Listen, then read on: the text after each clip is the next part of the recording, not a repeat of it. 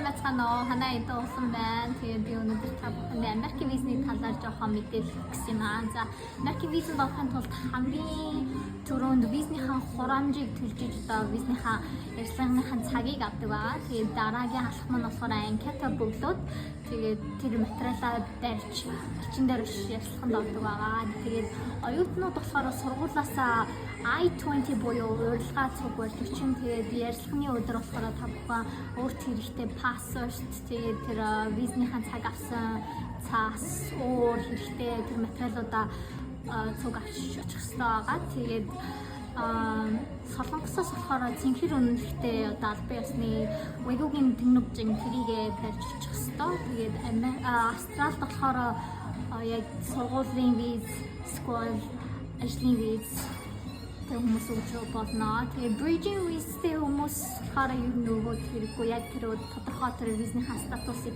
сольсны дараа өгөхийг бид нар бол зөвлөдөг байгаа. Тэгээ манайх хаар хэрвээ аялын виз хэлэх хүсвэл бид нартай ханаас хамаагүй холбогдож болно.